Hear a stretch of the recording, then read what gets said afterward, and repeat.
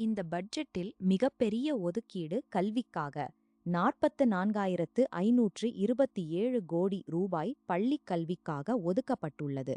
மேலும் 24 கோடி மாணவர்களுக்கு இலவச லேப்டாப் வழங்குவதற்காக ஒதுக்கப்பட்டுள்ளது.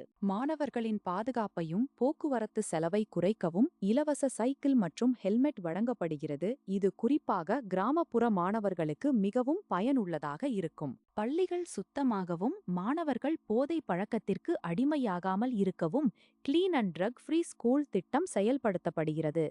பாதுகாப்பான மற்றும் ஆரோக்கியமான சூழல் உருவாக்கப்படுகிறது. சாலை மற்றும் கட்டமைப்பு வளர்ச்சிக்கு 22,204 ரூபாய் ஒதுக்கப்பட்டுள்ளது.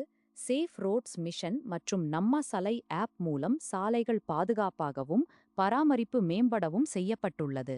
நடுத்தர மக்களுக்கு ஏற்றவாறு வீட்டு வசதி திட்டத்திற்காக 8,521 கோடி ஒதுக்கப்பட்டுள்ளது.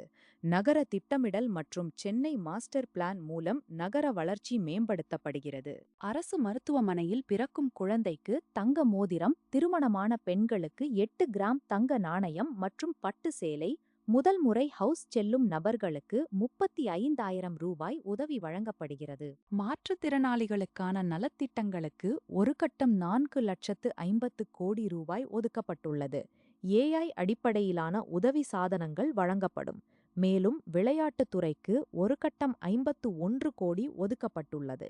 AI அடிப்படையிலான நிர்வாகம் அறிமுகப்படுத்தப்படுகிறது. இது சேவைகளை விரைவாக வழங்கவும் ஊழலை குறைக்கவும் டிஜிட்டல் வெளிப்படைத்தன்மையை அதிகரிக்கவும் உதவும்.